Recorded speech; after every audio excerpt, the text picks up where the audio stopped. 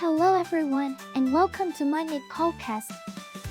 I'm your host, and I'll be sharing short English stories and conversations with you every day. Today's episode is Ink Stains on the Facade. And the text level is 7. Learn how to make really complicated sentences, check everything you learned, and practice using it by writing and talking.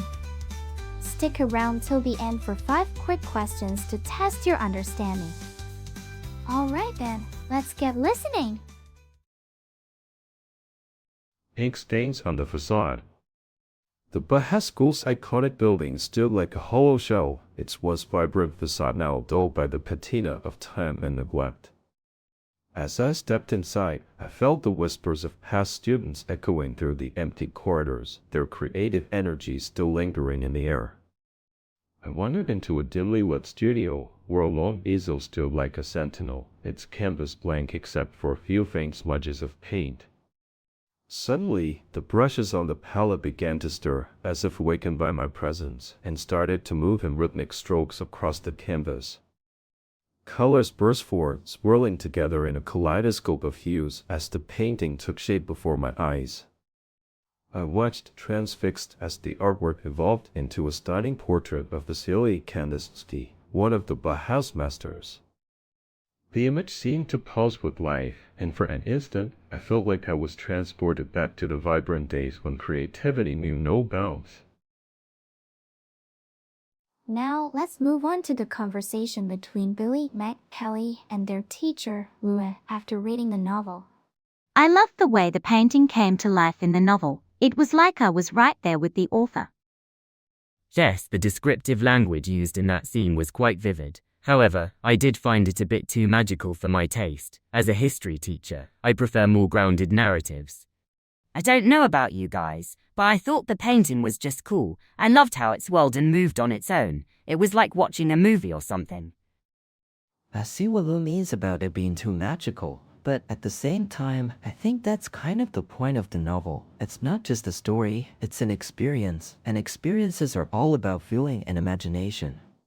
Exactly, and I loved how the author wove together different themes and ideas in that one scene. It was like a little puzzle, but instead of pieces, we had colors and textures and emotions.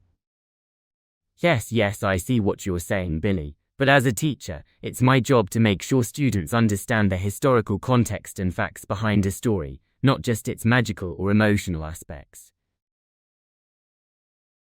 Now, let's test your understanding of the novel and the dialogue with 5 questions. Question 1. What was the condition of the Baja School's iconic building? A. It was in perfect condition. B. Its once vibrant facade now dulled by the patina of time and neglect. C. It was under construction. D. It was demolished. E. It was renovated. The answer is B. Its once vibrant facade now dulled by the patina of time and neglect.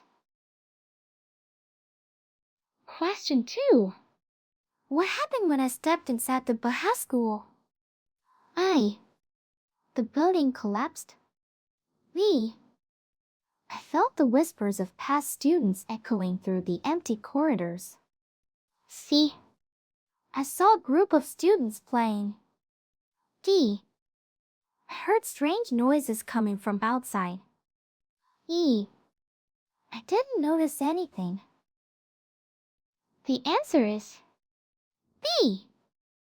I felt the whispers of past students echoing through the empty corridors. Question 3. What started to move in rhythmic strokes across the canvas? A. The painting brushes. B. The easel legs. C. The colors on the palette. D. The studio lights. E. The floorboards. The answer is A. The painting brushes. Question 4. Who is depicted in the stunning portrait that emerged from the blank canvas? I.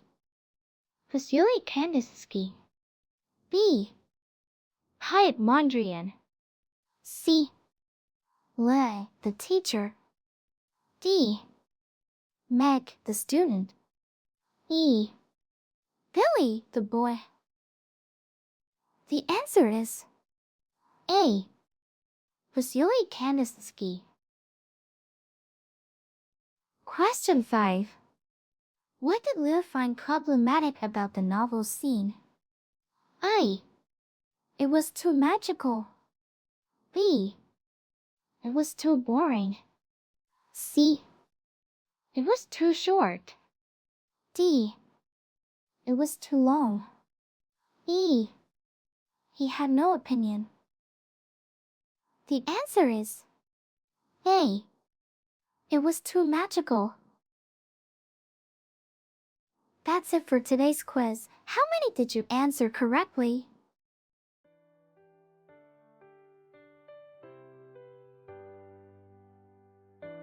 Thanks for tuning in to my channel today. I hope you enjoyed the stories and conversations and found the quiz challenging yet fun.